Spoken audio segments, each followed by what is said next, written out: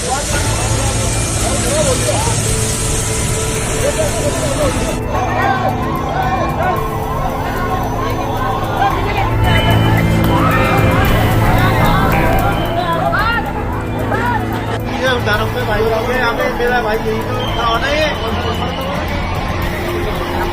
धमाका और देश की राजधानी दहल उठी।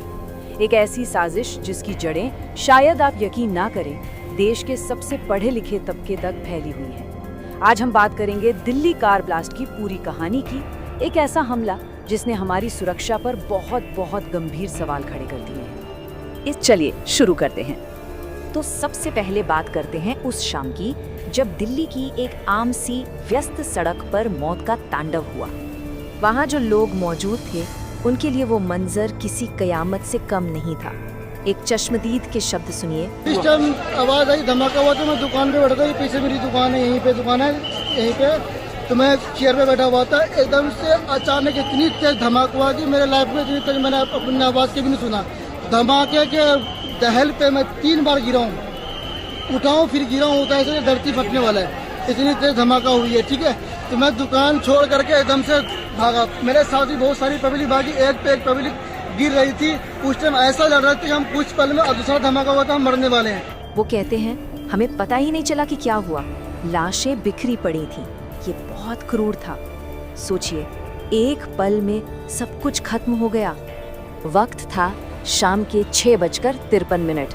बस यही वो पल था जब दिल्ली के दिल में एक जबरदस्त धमाका हुआ। भागो, भागो! और इसकी गूंज पूरे देश ने सुनी। जगह थी लाल किले के पास, नेताजी सुभाष मार्ग। एक हुंडई i20 कार को बॉम्ब बनाया गया था। नतीजे 10 से ज्यादा लोगों की मौत, 25 से ज्यादा घायल। और ये तो शुरुआती आंकड़े हैं। धमाका इतना जबरदस्त था कि मलबा 100 मीटर के दायरे में फैल गया और इसकी शॉकवेव मतलब इसका झटका 1 किलोमीटर दूर तक महसूस किया गया। और देखिए हमलावरों की क्रूरता, उन्होंने जानबूझकर सबसे भीड़-भाड़ वाला वक्त और ट्रैफिक सिग्नल चुना ताकि ज्यादा से ज्यादा लोगों को निशाना बनाया जा सके। हमले के बाद का वो पहला घंटा वो बहुत क्रिटिकल था। 6:53 पर धमाका होता है। ठीक 2 मिनट बाद 6:55 पर पहले इमरजेंसी कॉल जाती है और शाम 7 बजे तक पहले रिस्पॉन्डर्स उस जगह पहुंच जाते हैं जहां सिर्फ और सिर्फ अफरा तफरी थी, आग थी, धुआं था। धमाके के बाद कई और गाड़ियों में आग लग चुकी थी। 7:30 बजे तक मुख्य आग पर तो काबू पा लिया गया, पर तब तक बहुत देर हो चुकी थी। ये हमला अचानक नहीं हुआ था। इसके पीछे एक बहुत गहरी और सोची समझी साजिश थी। देखिए, दिल्ली पुलिस ने जो FIR दर्ज की है वो अपने आप में बहुत कुछ साफ कर देती है। इसमें UAPA यानी अनलॉफुल एक्टिविटीज प्रिवेंशन एक्ट की धारा 16 और 18 लगाई गई हैं। अब इसका मतलब क्या है? इसका सीधा सा मतलब ये है कि एजेंसियां इसे कोई आम अपराध नहीं बल्कि एक आतंकवादी हमला और एक बड़ी साजिश मानकर जांच कर रही हैं। तो जांच का सबसे बड़ा सिरा बना वो हुंडई i20 कार।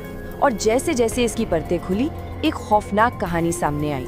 देखिए, कार का पहला मालिक था हरियाणा का सलमान।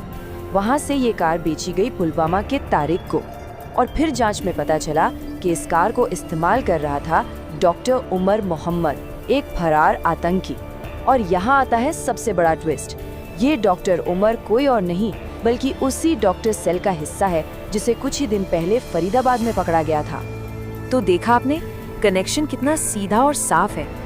दिल्ली धमाके के तार सीधे सीधे जुड़ते हैं फरीदाबाद से, दिल्ली से महज 50 किलोमीटर दूर, जहां कुछ ही दिन पहले एक बहुत बड़ी आतंकी साजिश को नाकाम किया गया था।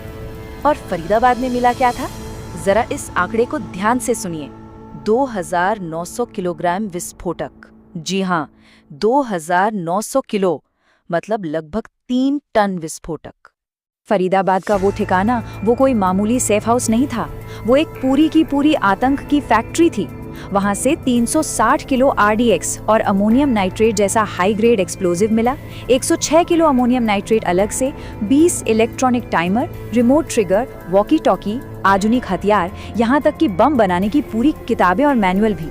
ये जखीरा चीख चीख कर बता रहा था कि ये नेटवर्क कितने बड़े और कितने सटीक हमले करने की फिराक में था।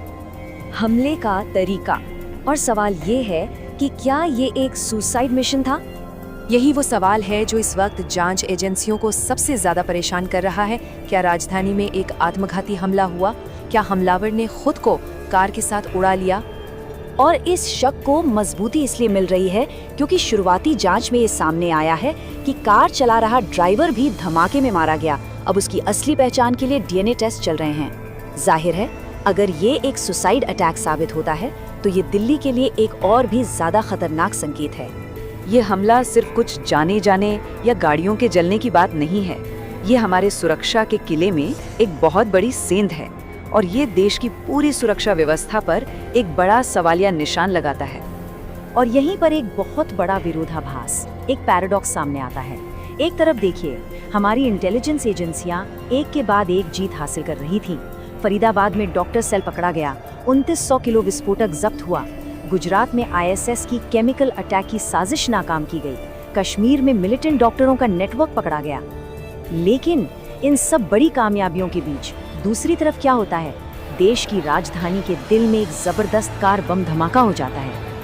और बस यही वो सबसे बड़ा सवाल है जिसका जवाब आज पूरा देश जानना चाहता है कि जब आपने कुछ दिन पहले ही इतना बड़ा आतंकी सेल खत्म किया था, तो फिर ये हमला एक हाई सर्वेलेंस जोन में दिल्ली के दिल में कैसे हो गया? आखिर इतनी बड़ी चूक हुई तो हुई कैसे? तो चलिए अब इस पूरी घटना को एक बड़े नजरिए से देखते हैं और समझते हैं कि ये हमला भारत के लिए एक नई आंतरिक लड़ाई का आगाज तो नहीं। ये चार्ट एक बहुत ही अहम कहानी बयां करता है। आप देखिए, पिछले करीब एक दशक से 2013 से 2024 तक अगर हम कश्मीर जैसे संघर्ष क्षेत्रों को छोड़ दें तो देश के बड़े शहरों में आतंकी हमले ना के बराबर थे। एक तरह की शांति थी।